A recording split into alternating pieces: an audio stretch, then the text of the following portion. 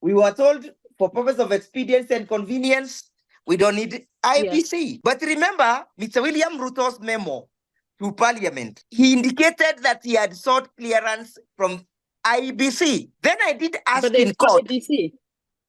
I did ask that. You, Mr. William Ruto, where did you get this IBC from? Wow. And during the hearing, we'll become innovative because we would wish the author of that document to come and tell us where and which IBC was consulted. Are churches safe in Kenya? Are churches safe? Who? Churches. They are not safe. Recently, they invaded Bishop JJ's residence. No one is safe. Not myself, not the pastors, not even the bishops. Wow. Not even the worshippers. So if Gachagua is not allowed to go to any church, and if he go to a church, they're going to try to harass the bishop or the pastor? Yes. We are not safe. No one is safe. Did they bring the numbers to show what the public decided? They brought one number. Okay. The number was the outcome that Mr. William Ruto wanted. Wow. It's not what the people wanted. It's what William Ruto wanted. And that is what carried the day. We have a new crop of leaders who do not even understand why it is important for us to be a country that is governed by the rule of law, to be a country that is accountable to its citizens, to be a country that is transparent, to be a country that endorses and embraces the principles and the tenets of integrity, to be a country that values human rights and human dignity. Okay, one question for you, Mr. Ndegwa, and I know you'll touch on that because I do want to talk about, I think what you're explaining is what led to the mess or the clown show that we saw about a month ago in in Parliament, in Senate. But what about the judicial? I thought after all of this mess here, we can hold on to the courts to do the right thing, because what we saw during the impeachment, regardless of what side you are on, whether you like Gachagua, you don't like Gachagua, and that's what I say. You may not like his politics, you may not like his personality, but I think we saw a lot of injustice, and we say injustice done to one. Today is you, tomorrow will be me, whether I like you or not. Even the president himself, for those calling for him to go, you wouldn't want to see him go away in an injustice way. Absolutely. So it was shocking to us to see when you guys were in the courtroom talking about judges. I think it's 2 of the 3 judges. You guys, the Gachagua team, the lawyers representing the former DP, were asking for them to recuse. 2 of them, I guess, to recuse themselves. Yeah, that's correct. And then when we start hearing things like, oh, you went to so-and-so's wedding, one of the people that were there, and you even brought gift, I'm like, are you kidding me? That is ridiculous that they were fighting not to recuse themselves. Maybe we are thinking in terms of how things work here, because if I go to the gym with a judge and we are not friends, just the bare fact that we even go to the same church or gym, that's enough for the judge to recuse themselves. But here we are talking about people who know each other, friends, whether they are close friends or not.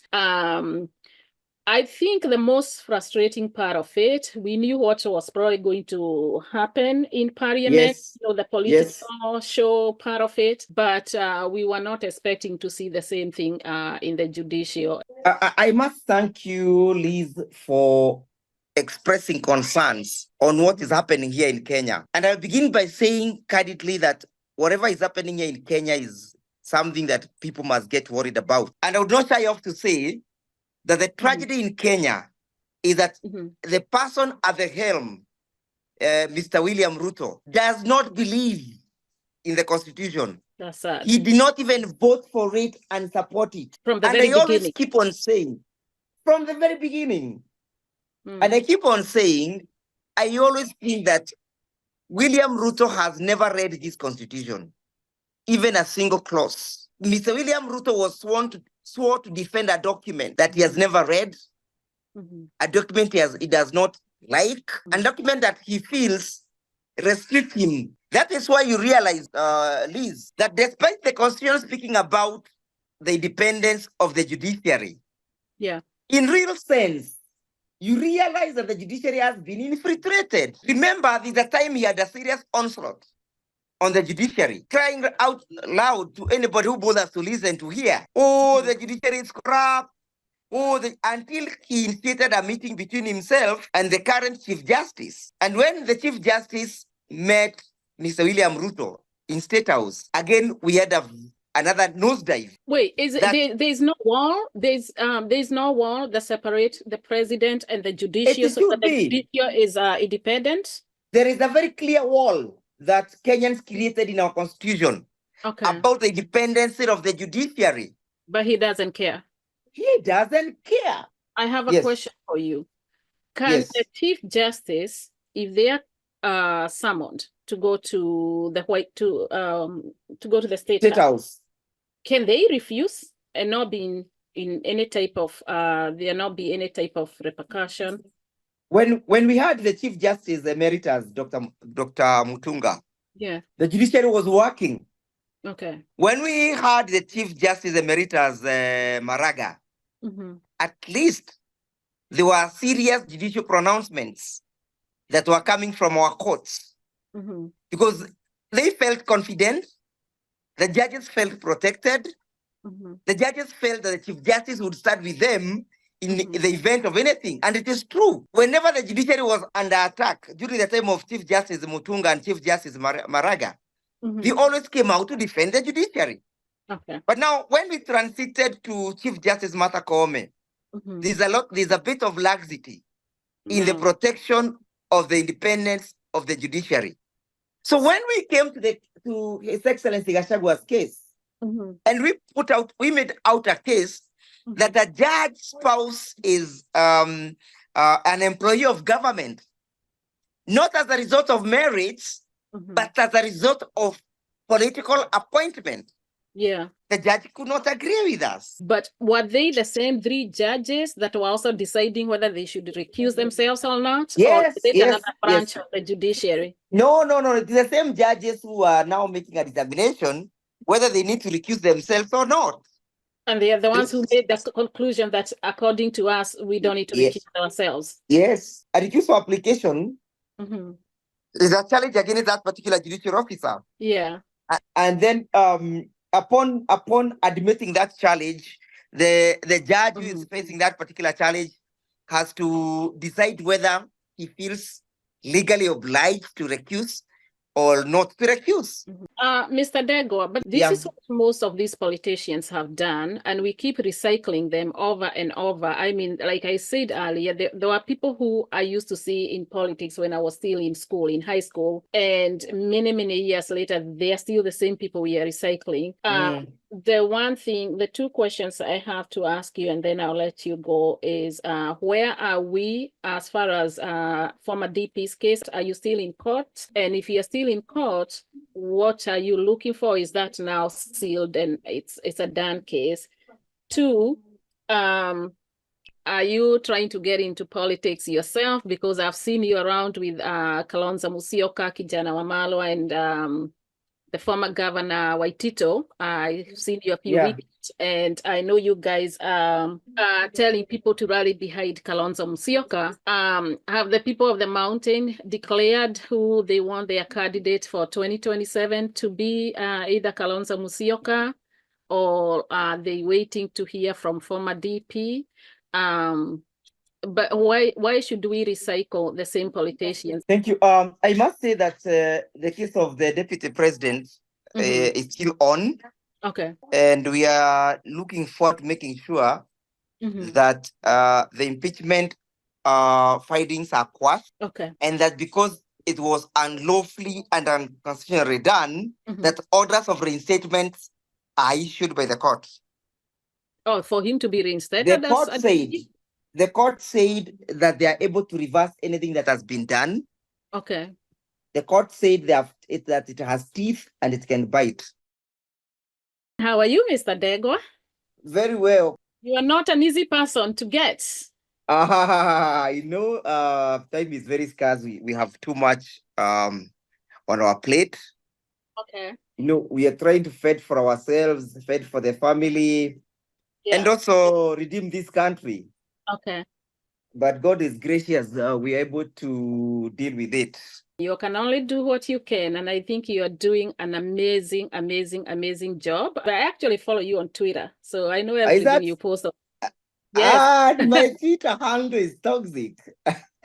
Yes, follow you on X, so I kind of know what your mindset is as per some issues, just from following your X account. What I wanted us to talk about today is actually this whole process that we saw unfold in Kenya. A lot of us in diaspora have been following what's happening over there, although not everybody was able to maybe follow through what was happening, especially in the Senate and in the courtroom.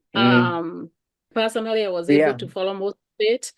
But can you just take a few minutes, introduce yourself to our viewers, give us a little bit of background about yourself and what areas of practice that you are in, and we'll take it from there. Thank you very much. My name is Ndegwa Njiru. I come from Kirinyaga County. I am born of two teachers. My dad is a retired teacher, and my mom is equally a retired teacher. Okay. I'm born in a family of 7, but now, of course, having brought in other spouses, so we are now many. I'm married to a beautiful girl called Lorraine. I saw you at Orachi a couple of weeks ago. Yes. That was in October. She's equally a lawyer. Okay. But she lectures at Catholic University. And of course, I'm a father of 2 boys and 1 girl, aged 10, 4 years, and 8 months. I am a farmer. I do dairy farming, coffee farming, and of course, with a lot of frustration. And I'm equally now a practitioner. I practice law, and I major in conveyancing, public law litigation, commercial law. It's a farm. It's a medium farm with 3 partners. That is myself, my younger brother, Mr. Mwangi, that you've been speaking to, and my wife. Yeah. And he has been very keen to make sure that this show happens. And 4 associates. Okay. We are situated in Nairobi, Upper Hill, in a building called Woodland Business Park, which is along Kembere Road. Okay. The farm has been in existence for about now 15 years. Oh, okay. Good. Yes, I having initiated it. Okay. I am a rebellious fellow. What do you mean by that? Rebellious in the sense that I rebel when I see oppression. Okay. And I have serious passion for good governance, accountability, and the reign of the rule of law. And of course, that perhaps informs whom I am. Yeah. And it has gone a long way to shape me and to drive me to doing what I do on a daily basis in areas of public law litigation. Here in Kenya, I am the chairman of a group called Mount Kenya Jurists. Okay. It's a conglomeration of lawyers hailing from Mount Kenya region who are out in pursuit of specific public law litigations, be it matters of taxation, be it matters of the implementation of the constitution and the involvement of the people in matters happening in the country. And we have various cases that we have now filed. For example, we are now looking at 3 or 4 major cases. We have various cases that we are undertaking under the umbrella of Mount Kenya Jurists. It's a group of about 500 lawyers. So much of it is challenging some of the policies that government is coming up with. Okay.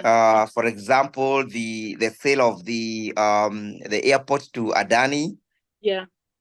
We also doing cases to involve the question of the involvement of the people when it comes to determining the mode and the manner in which people want to be governed. Let me ask you, does that involve diaspora? Because I feel like we are always ignored when it comes to issues, but when these politicians are looking for seats, they come here, they talk to us, and like, for example, to give you, and I think that's what we're going to focus most on today, the public participation that recently happened during the impeachment of the former DP.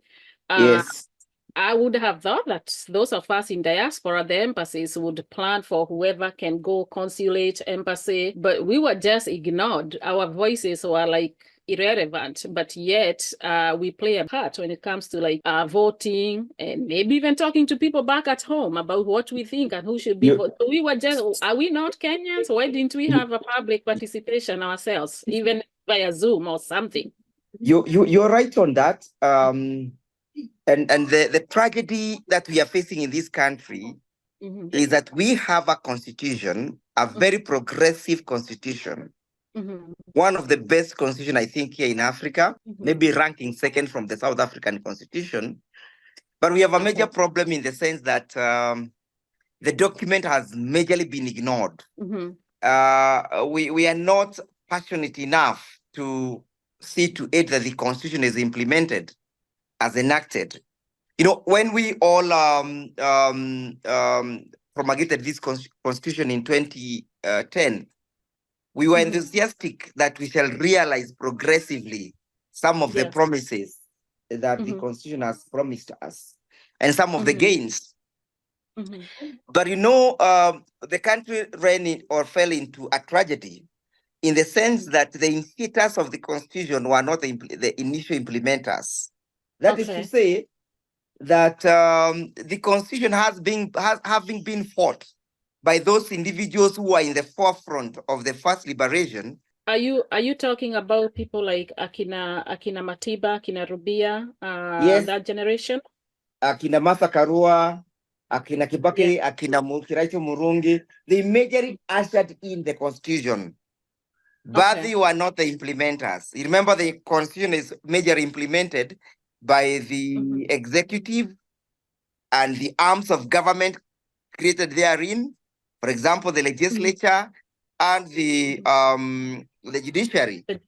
Now, the tragedy occurred in the sense that the 12th Parliament, which ushered in the new constitution, tried its best to make sure that the gains and the promises are realized.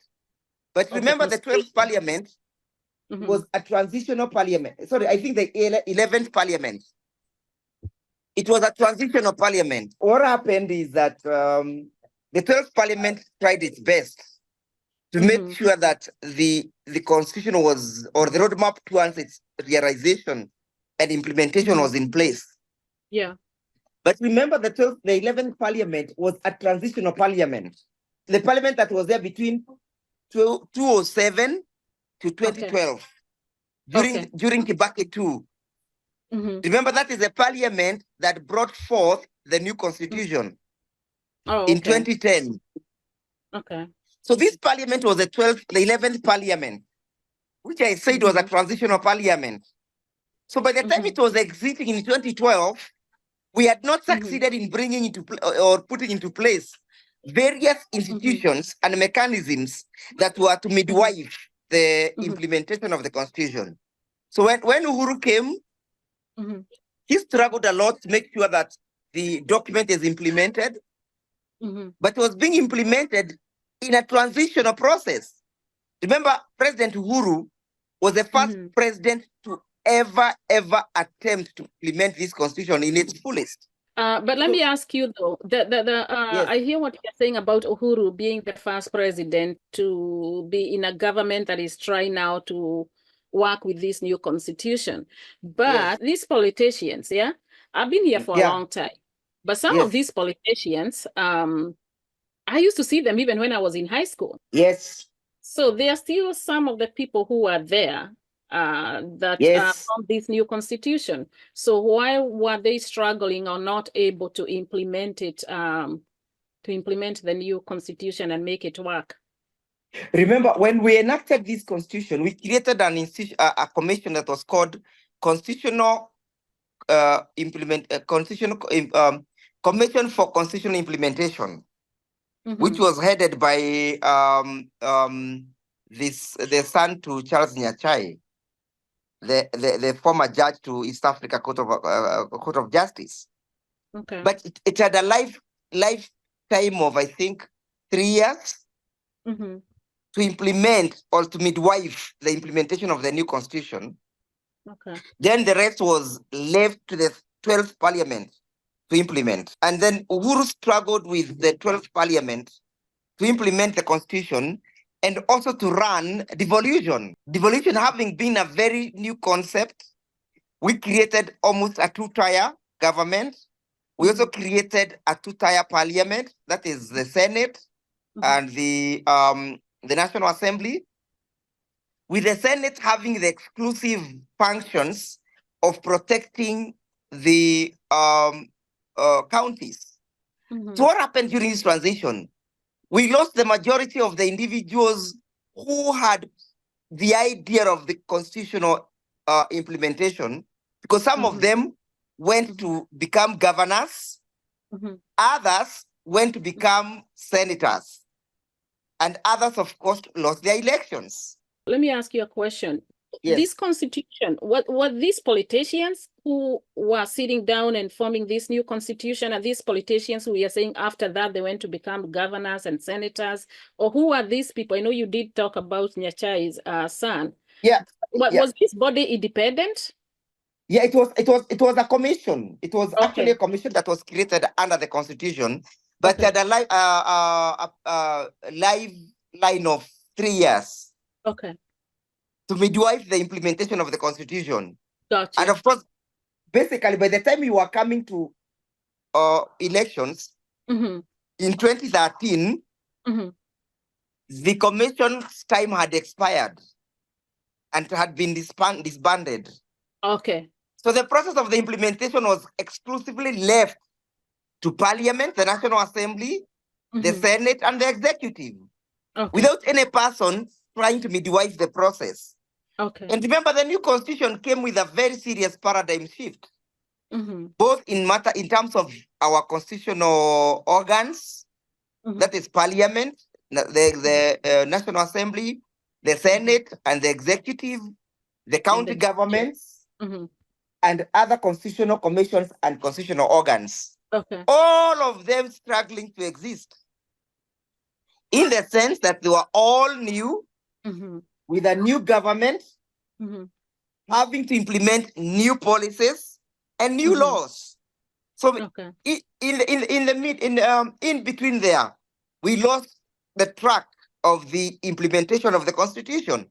Of course, with the judiciary now being renewed, because remember we did the vetting of the judges through the Shadrao Commission. We have a new constitution. We have a new judiciary. We have the Supreme Court coming in, and we have a constitution that is giving the roadmap of the country that we want to live in. A constitution that is saying that we must have individuals, if you want to serve in the public sector, who must attain certain levels of integrity. Okay. We have a constitution that is creating mechanisms of accountability and transparency. We have a constitution that is dictating that the rule of law must be the cardinal point, must be the mode and the manner in which the country is being governed. And the constitution also spread its tentacles in the 47 county governments, in the national government with its organs and with its arms, including government departments, including constitutional commissions, including other independent offices. Remember that particular time we are saying we want to renew ourselves. We are renewing the police system. We are vetting the police officers. So we got ourselves into a heavily loaded process that we wanted to have a new beginning from day one. Okay. So in between, we lost the struggle of the implementation of the constitution. That is why you can see today, we are then saying that despite the fact the constitution speaks about public participation and involving everybody who is a Kenyan, whether you have dual citizenship or you don't, you are a Kenyan still in America or anywhere else. Yeah. We are saying that the Constitution is saying that there is nothing that can be done in this country, not legislation, not policy formulations, without involving the people. That is what the Constitution dictates. But remember, for us to be able to achieve and realize the fruits and the gains of the Constitution, we must have a benevolent presidency, a presidency that is committed to seeing to it that we are not just living in a country that has realized a new beginning, but we live to the new beginning. Yeah. So this process, fast forward, we come to that 12th parliament again, and there is a new government that is contesting to become, to take over power. In between these transitions, we lost key individuals who knew or who understood the reason why Kenyans wanted to have a new constitution. We have a new crop of leaders who do not even understand why it is important for us to be a country that is governed by the rule of law, to be a country that is accountable to its citizens, to be a country that is transparent, to be a country that endorses and embraces the principles and the tenets of integrity, to be a country that values human rights and human dignity. So these transitions, and of course the periodical transitions being ushered in by the periodical elections, we lost key individuals. For example, we had Professor Kivutha Kibwana, who was instrumental in Fungamano initiatives, enacted the new constitution, assisted and facilitated the process of the new constitution. But what happens at the time of implementations? He becomes the governor of Makueni County. A key factor, a key individual who should have been at the middle of the implementation of the constitution becomes an executive in the county governments. I'll also give you another example. The current governor of Siaya County, a key fighter, a true believer in the rule of law, a true believer in the doctrines of accountability, transparency, integrity, democracy, the participation of the people, social justice, equity, and equality. But what happens? He becomes the senator of Siaya County. Is he senator or governor? What is he? He became the senator in the first election. Oh, okay. Right? Remember, we are in 2013, 2017, 2017, 2022. Okay. At the formative stages of the implementation of the constitution. When he became the senator, the role of the senator was majorly to protect the constitution, the counties. So what happened? Where the rubber meets the road, in accordance to a new constitutional dispensation, is at the National Assembly. So we lost key individuals at the National Assembly who are supposed to oversight the national government in the implementation of the Constitution. Okay. Another good example would be Her Excellency Martha Karua. She finds herself in the transitional process. She contests for the presidency, she loses. She contests in Kirinyaga, her election is stolen, and we lose some of the best minds in the constitutional implementations. Another good example would be Professor Anyang' Nyong'o, a key individual, a fighter for the new constitutional dispensation, but becomes a senator.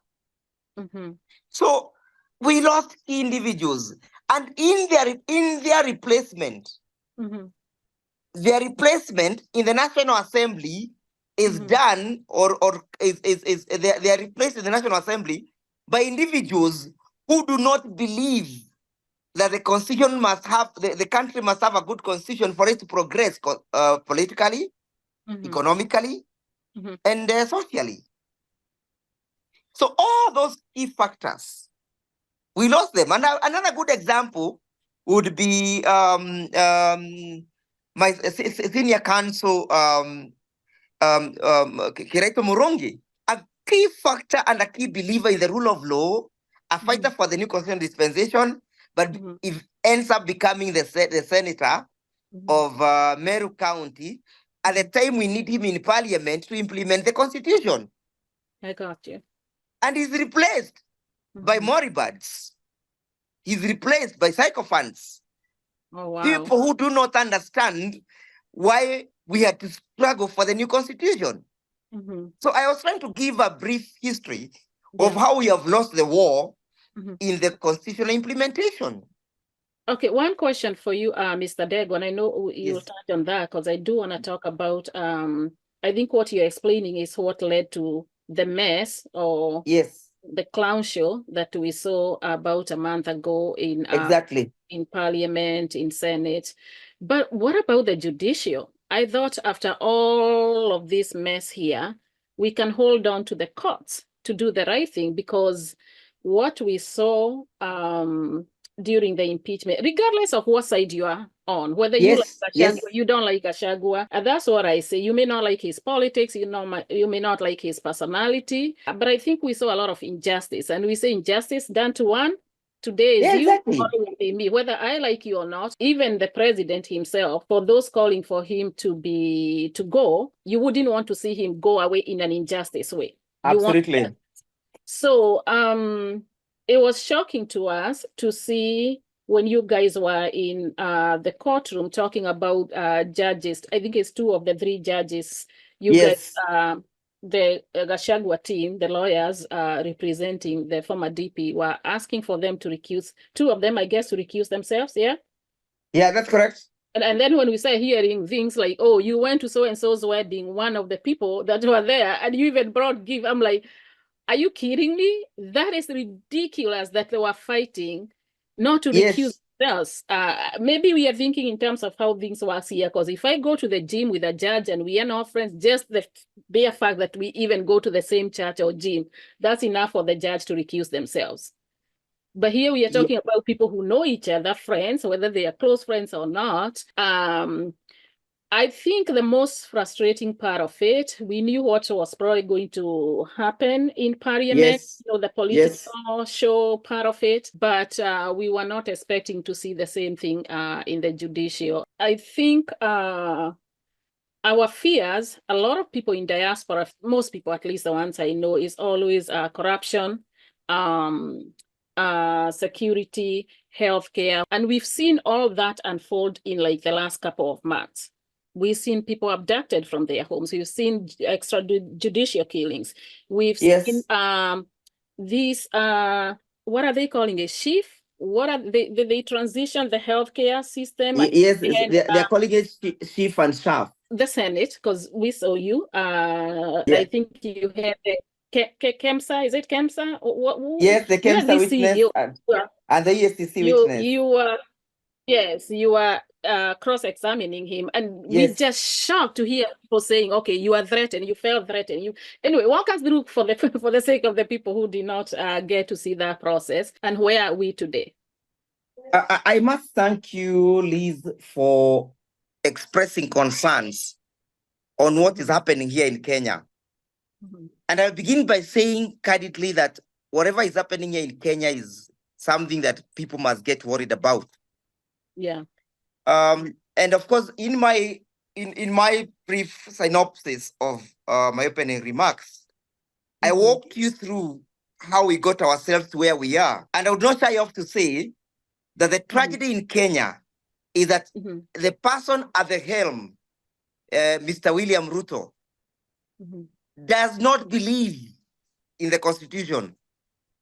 That's sad. He did not even vote for it and support it. From the very beginning. I always keep on saying, from the very beginning, and I keep on saying I always think that William Ruto has never read this constitution, even a single clause. And so I keep on saying the tragedy is Mr. William Ruto was swore to defend a document that he has never read, a document he does not like, a document that he feels restrict him from being the Bukasar of Kenya, from being the Idi Amin of Kenya, you know, from being the San Abacha of Nigeria, you know, from being a Unity Door of Liberia. And that is a tragedy he feels, that he has no commitment to implement the document. Okay. So as we speak, I will candidly tell my listeners that William Ruto has amended the constitution by dint of his deeds. That is to say, he has de facto, he has amended the constitution. De jure, the constitution is as it is, or as it was on the 27th of August, 2010. But in terms of how it is being implemented, and in terms of how it is being executed, William Ruto has amended the constitution by his deeds and actions. That is why you realize, Liz, that despite the constitution speaking about the independence of the judiciary, in real sense, you realize that the judiciary has been infiltrated. Remember, there's a time he had a serious onslaught on the judiciary, crying out loud to anybody who bothers to listen to hear, oh, the judiciary is corrupt, until he initiated a meeting between himself and the current Chief Justice. And when the Chief Justice met Mr. William Ruto in State House, again, we had another nosedive. Wait, there's no wall? There's no wall that separates the president and the judiciary, so that the judiciary is independent? There is a very clear wall that Kenyans created in our constitution about the independence of the judiciary. But he doesn't care. He doesn't care. That's why I'm saying, by dint of his deeds, he has amended the constitution. I have a question for you. Can the Chief Justice, if they are summoned to go to the State House, can they refuse and not be in any type of there not be any type of repercussion? When we had the Chief Justice Emeritus, Dr. Mutunga, the judiciary was working. Okay. When we had the Chief Justice Emeritus Maraga, at least there were serious judicial pronouncements that were coming from our courts, because they felt confident, the judges felt protected, the judges felt that the Chief Justice would stand with them in the event of anything. And it is true. Whenever the judiciary was under attack, during the time of Chief Justice Mutunga and Chief Justice Maraga, they always came out to defend the judiciary. Okay. But now, when we transited to Chief Justice Martha Koome, there's a bit of laxity in the protection of the independence of the judiciary. Remember, just during this time of Chief Justice Martha Koome, that a judge has been threatened. A judge security was withdrawn for having found the Inspector General of Police to be in contempt of court. How did that case go? What happened to this police? Of course, the state threatened that judge by withdrawing his security, and he had to relax his muscles. Oh, wow. And you could seriously see that this is as a result of the infiltration by the executive and the intimidation by the executive that the judge has taken that preposition. Remember, it is during this time of Chief Justice Martha Koome that an aide, I think a police driver or a security of the Deputy Chief Justice was shot. If it was during the time of Mutunga or during the time of Chief Justice Maraga, the judiciary would have downed its tools in protest of what is happening. Also remember that it's during this time of Chief Justice Martha Koome that a magistrate has been shot dead. Yeah, I saw that. Yeah. Can you imagine? I saw that. So all this is an infiltration, or the judicial independency. When we came to His Excellency Gachagua's case, and we made out a case that a judge spouse is an employee of government, not as a result of marriage, but as a result of political appointment. Yeah. The judge could not agree with us. Why did it have to even be the same judge? Like, that's where I think I was confused. So if you guys are arguing, hey, your wife is employed by the government, so there's some type of conflict of interest here. You're not going to be able to make a fair judgment based on that. But were they the same three judges that were also deciding whether they should recuse themselves or not? Yes, or is it another branch of the judiciary? No. It's the same judges who are now making a determination whether they need to recuse themselves or not. And they are the ones who made the conclusion that, according to us, we don't need to recuse ourselves. Yes. A recusal application is a challenge against that particular judicial officer. Yeah. And then upon admitting that challenge, the judge who is facing that particular challenge has to decide whether he feels legally obliged to recuse or not to recuse. But of course, like you had in our submissions, that this bench was constituted to execute a particular mission and a particular brief. So they could never leave until that brief and mission is executed. And that is a tragedy this country is facing.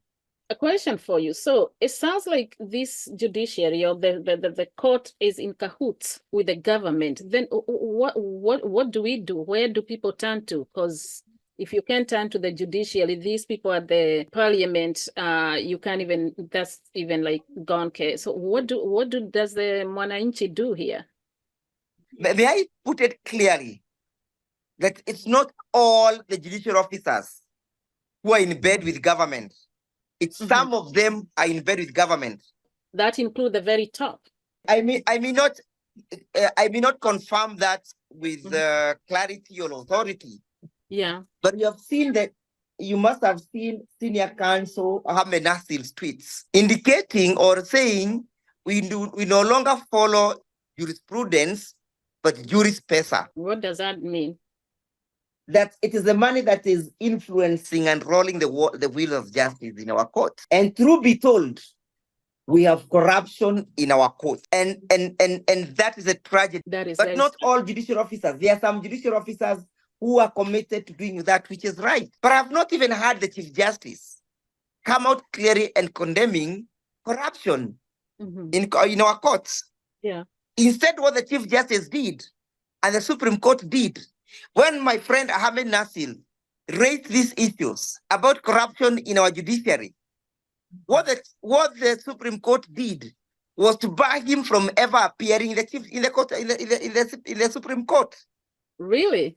So as we speak, my friend Ahmed Nasir cannot present a client before the Supreme Court. Why? Because he raised and he has been raising credible issues that requires introspection and investigations about the state of corruptions in our judiciary. Wow, that is sad. So fast forward, the country is messed up, the country is sick, the country requires a proper prescription by a qualified political physician. And if that is not done and done as a matter of urgency, we are going to wither down all the gains that we had anticipated to earn.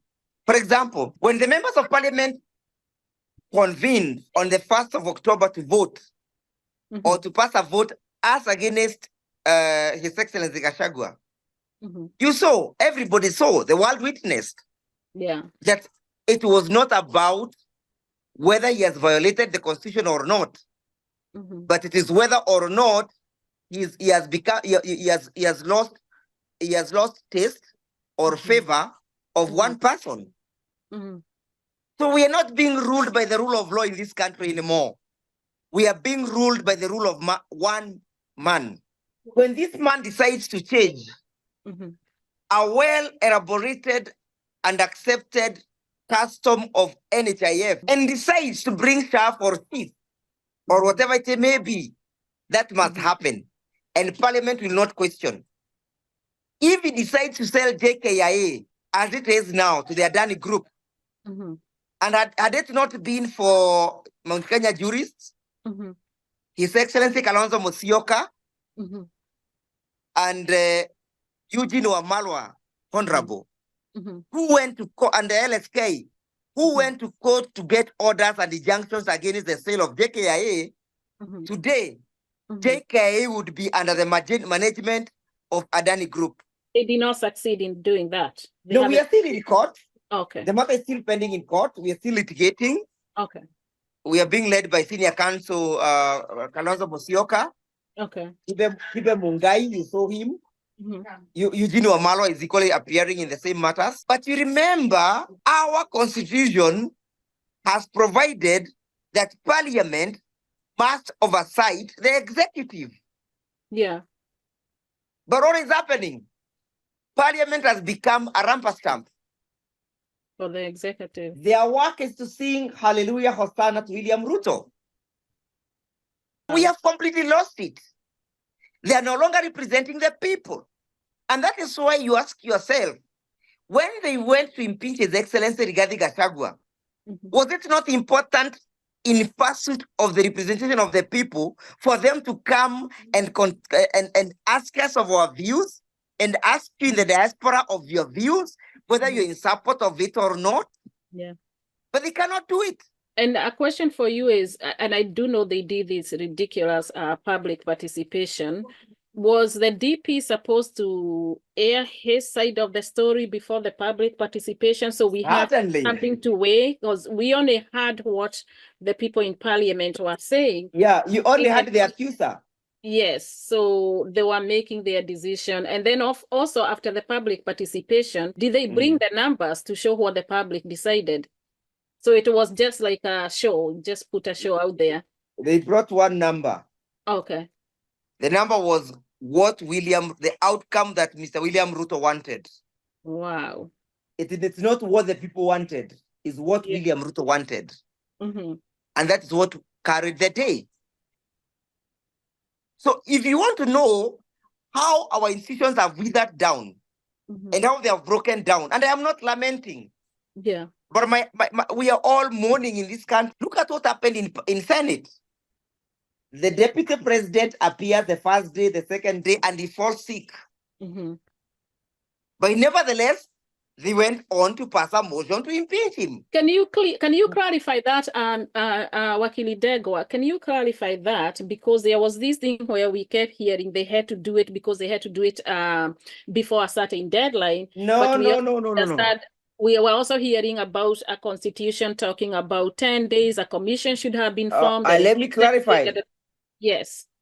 They were to do that in the manner in which they did, and in the expediency in which they did, because they had been promised, if you do not impeach him, you'll not get your per diem, you'll not get your cut, you'll not get your bribe.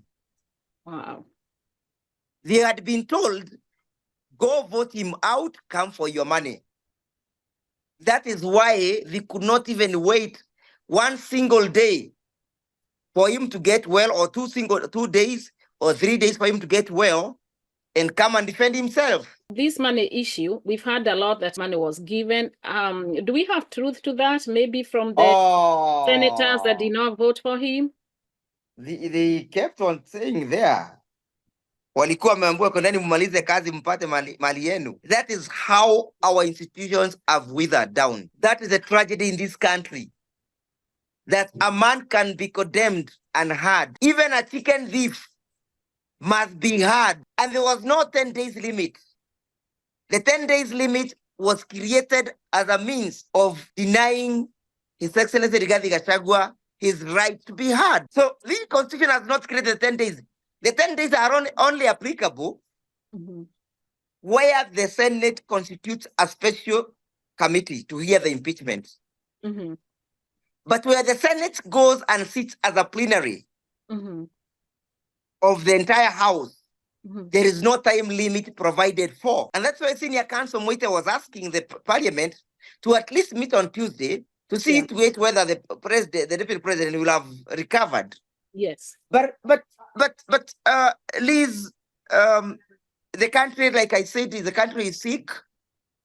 It's sick of corruption. It's sick of the breakdown of the rule of law. It's sick of impunity. It's sick of people who do not have integrity, and they are the ones who are now at the helm of the leadership. It's sick of mismanagement. It's sick of greed. Our country is ailing. Our country is ailing. We need a physician. We need a prescription. We need one that will sort out the mess in this country. And as I move forward, and you can see the expediency and the speed in which the wheel was rolling. Yeah, that was something to watch. It was a predetermined outcome. No matter what defense His Excellency Rigathi Gachagua had to do, he had to go. Yes. No matter the defense, because it was a desire of Mr. William Ruto to have him go home. Remember, most of these parliamentarians are beholden to William Ruto, not the voters, not the citizens that they represent in parliament, but they are beholden to him, because that is where their loyalty and allegiance is. So moving forward, how the current Deputy President Kindiki was again appointed. Yeah, I was going to ask you about that. In total breach of the Constitution, Parliament had 60 days to pass it. Mr. William Ruto had 14 days, but it was done in a record period of 6 hours. Is there some type of background that need to be done on somebody who is a lot of it? And who does that? Is that IEBC or who does that? Part of it is IEBC. Part of it is other institutions like EACC, that is Ethics and Anti-Corruption Commission, and the rest is from Wananchi. Okay. The EACC was to see to it that the man who is being proposed to become the deputy president has met the constitutional qualifications.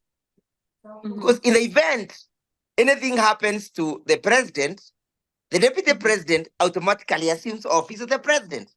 So he must have the qualifications that are akin or that are paramateria to those of the president.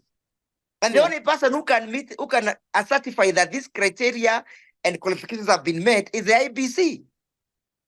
And that wasn't done because we don't have IBC. We were told, for purpose of expediency and convenience, we don't need IBC. Yes. But remember, Mr. William Ruto's memo to Parliament, he indicated that he had sought clearance from IBC. Then I did ask in court. IBC. I did ask that. You, Mr. William Ruto, where did you get this IBC from? Wow. And during the hearing, we'll become innovative because we would wish the author of that document to come and tell us where and which IBC was consulted. So, and you can see, because of the political expediency and the capture of our institutions by the executive, even the courts could not objectively appreciate that kind of a small factor. You remember me asking the court, are you trying to tell us that the qualifications are no longer important? Yeah, that even an insane person can become the president? I did hear you argue that. Yeah. Are you telling us that you do not require to be a registered voter for you to become a deputy president? Yes. And if it is true, you require to be a registered voter. Who certifies that? Is it Mr. William Ruto? Is it myself? Is it the court? The country is sick. We require a lot of partnership from people of goodwill. And for us who are in the struggle, for we who are in the struggle to liberate this country and to reclaim it back and to rebuild it and to redeem it, we are asking ourselves one question. Why do we need government? Why are we pursuing political power? Is it to enrich ourselves, or is it to make sure that things are done in the right way? So that is a question I have always posed to the individuals who are in this struggle. I have posed that question to His Excellency Kalonzo Musyoka. I have done it to Waziri Eugene Wamalwa. I have done it to everybody, even Mheshimiwa Kioni and everybody. And my position has been one. If you want government, if you want to take over power to go and enrich yourself, you can as well go and work with William Ruto. Mr. Ndegwa, but Yes. this is what most of our politicians, and I know I'm not going to keep you long. I know you have to go. This is what most of these politicians have done, and we keep recycling them over and over. I mean, like I said earlier, there were people who I used to see in politics when I was still in school, in high school, and many, many years later, they are still the same people we are recycling. The two questions I have to ask you, and then I'll let you go, is where are we as far as former DP's case? Are we still in court? Are you still in court? And if you're still in court, what are you looking for? Is that now sealed and it's a done case?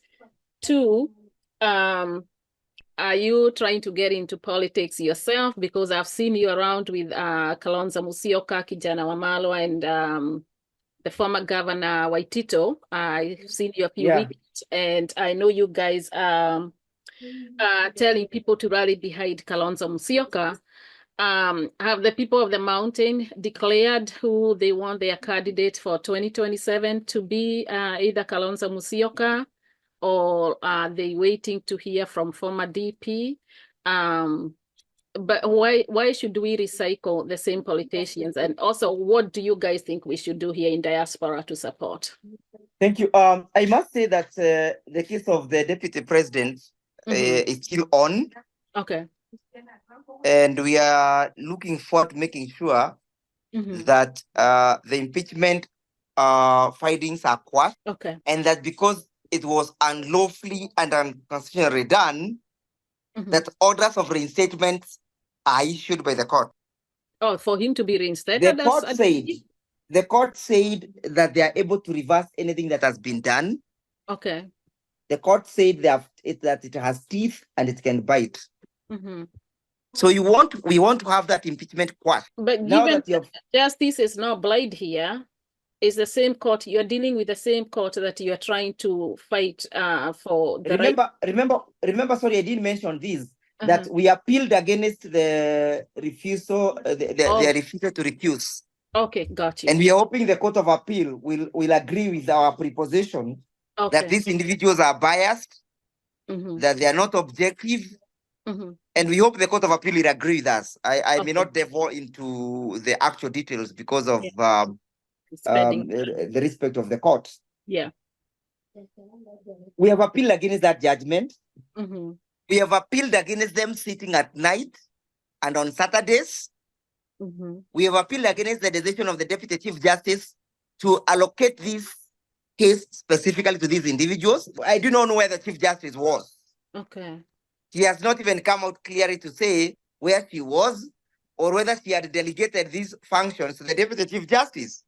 Oh, wow. And that's the tragedy I'm addressing on many, many occasions. Yeah. Number three, we want to change the manner in which this country is governed. You cannot change the economy of a country if you have indisciplined leaders. You cannot change the economy of the country if individuals are not held to the legal account. You cannot change the fate of the country if there is no transparency in the manner in which things are being done.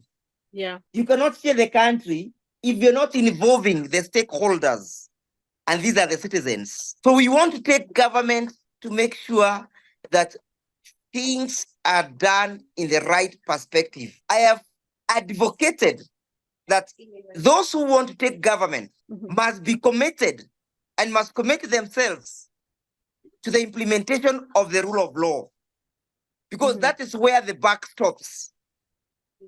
If we observe the rule of law, we will deal with corruption. If we observe the rule of law, we will deal with this kibuli. You know, it's me, I am the president. Yeah.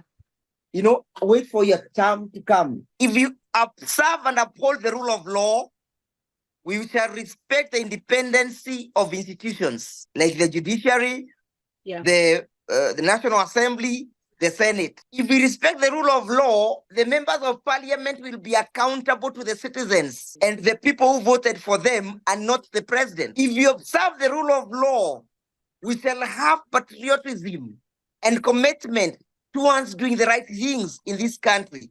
And we shall not have our airport being sold to an individual. Yeah. If we respect the rule of law, we'll understand that the Constitution dictates that there is a right to life, and that any transition that is done, be it from the NHIF to the chief, must appreciate that life is precious and sacred and sacrosanct, and that must be protected at all time. And we shall not have chest thumping, that this must be done. So those individuals whom I am working with in pursuit of government, we are in pursuit of good governance. And my team is committed to making sure that there is good governance in this country. I have not declared my interest in politics, but I want to be an agent of change. If I passionately believe in the rule of law, I must infect my neighbor to believe in the same. I must tell the people and my listeners why it is important for us to believe in the rule of law. Yeah. I will invite my neighbors for a lecture on the importance of the rule of law.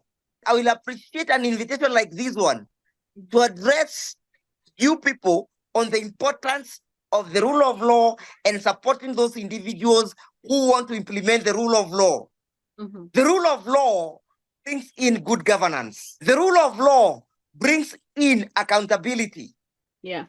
The rule of law breeds hope to the people. The rule of law brings in transparency in the manner in which our institutions are governed. The rule of law brings in discipline in governance. And the converse is true, that a break in the rule of law, even on one chain of the rule of law, will breathe in anarchy, will breathe in unruly government, will breathe in corruption, will bring in spillage of our national resources, will bring in a one-man rule. It will mutilate our democracy.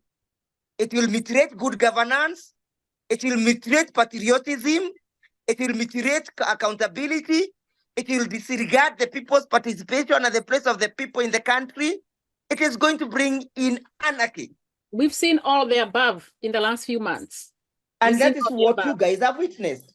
You will see abductions and extrajudicial killings if there is a breakdown of the rule of law. A government that respects the rule of law and the doctrine of constitutionalism will be a document that will respect life, will be a government that will respect me even when I differ with it, will be a government that will respect my opinion even when the same is not popular with it. But a government that does not respect the rule of law will feel threatened by even individuals who are harmless, with an armed with only their phone, a handkerchief, and a bottle of water, marching on the streets of Nairobi, fighting for freedom. That is the consequence of the breakdown of the rule of law.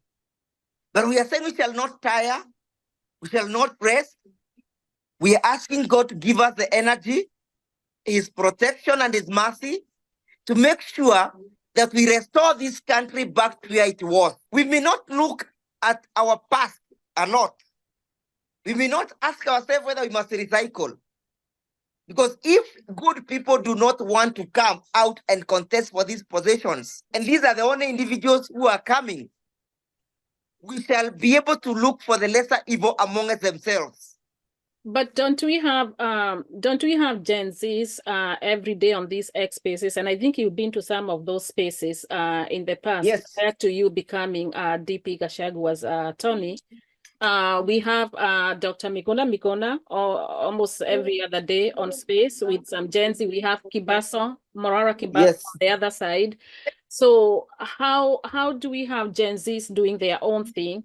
And now we have these leaders that are rising up, or people like Kalonzo Musyoka that you are supporting on the other side. Where is the disconnect? Why can they all come together?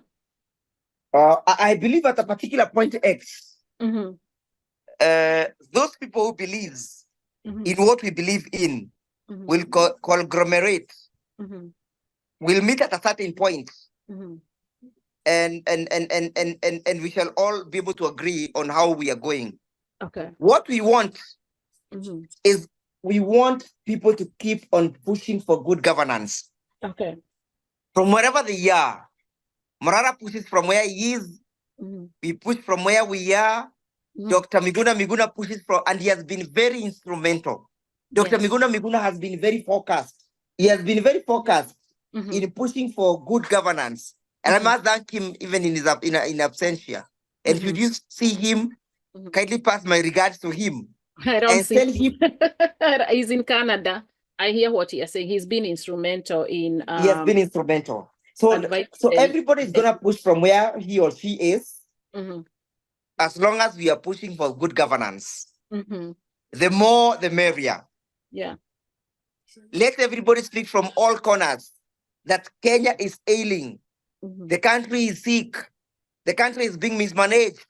When does ICC, when does, is it called ICC, this international body, with all these extrajudicial, because a lot of kids got killed last June, and still a lot of killings and abductions going on. When does this international body kicks in? Well, how many people do have to die in Kenya for them to lose Kenya? I hear what your question, that's a good question. But as long as America is in bed with this regime, nobody's going to raise that issue. Remember the ambassador, the American ambassador, is the only ambassador who attended the swearing in of Kindiki. Oh, the others did not. Remember, there was a communique that was done by a number of ambassadors. I think the Spanish ambassador was there, Netherlands, I think Germany, a few of them. They wrote a communique condemning the extrajudicial killings and the abductions. But the American ambassador did not. Well, I don't know. Now we have a new government here. Just don't know. I mean, we can just pray that the new administration here will favor Kenya, will do the right thing by Kenya. Actually, the first favor they can do to us is to recall Meg Whitman. That one is certain. Kenyans are determined. We are focused on making sure Mr. William Ruto will have his day and he retire to Sugoi come 2027. But as I pen off, you did ask what you people in the diaspora can do. Yeah. Is to organize many of these debates and to invite the right thinking individuals to come and perhaps and even meet with you people. We tell we make our dream and our intentions known to you because we want to create a very strong partnership with everybody who believes that this country needs a good manager. Yeah. You'll do me a text on WhatsApp that you can keep on exchanging on that. You have really taken the time to explain a lot of stuff. Now we have a much better understanding of Thank you. On and the constitution and all that, and we'll invite you more and more, and maybe I'll bring you back if you don't mind for another session that is totally different. I know you did say that you are law firm, one area that you practice is conveyance, and I'm assuming that matters to do with the land. Yes. A huge problem here. Yes, I know. As in people buy this land or they buy houses. I think right now you are swindled every day. Yeah, there's a case going on in Kenya that was filed recently. People lost, I think it was like over 40 million Kenya shillings in the last 3 years. So we would love to have you back here. You educate us on matters to do with land, the process of buying land, what we should do, and also if we find ourselves in trouble, what we need to do when we can agree. We can agree. We have weekly sessions like this one every Tuesday. We must make sure that you'll not even lose your single coin. Yes. We cannot say we are cleaning government and we're not cleaning ourselves. Absolutely. I think a lot of people would appreciate that. We shall create even 2 or 3 lawyers. Okay. Who will have different areas to cover. Yes. Let us base within the week so that we prepare ourselves and we have more debates on these issues of governance. Okay, cool. All right, so we'll do that. Are churches safe in Kenya? Are churches safe? Who? Churches. Are the churches? No, they are not safe in Kenya. They are not safe. Recently, they invaded. Bishop JJ is arrested. No one is safe. Not myself. Not the pastors. Not even the bishops. Wow. Not even the worshippers. So if Gachagua is not allowed to go to any church, and if he go to a church, they're gonna try to harass the bishop or the pastor. Yes. We are not safe. No one is safe. What about, was this a rumor where they were saying the government want summons? It's not a rumor. It's not a rumor. They are preparing it. Remember, even government had prepared an act of parliament that dictated that the newsroom, the TVs, can only broadcast what government wants. But that's another topic for another day. We shall discuss about that. Absolutely. We'll discuss about the globalist idea and infiltration. We'll discuss about our food security and how we are losing our food sovereignty. There are many things to discuss. Okay, awesome. We'll discuss how Parliament is assisting the globalists achieve their agenda through the GMOs and all those things. Okay, awesome. That would be perfect. Have a good night. I totally appreciate your time. I don't take it for granted. Thank you so much. And I look forward to talking to you again. And you have a wonderful night. Thank you. Good night. All right, good night.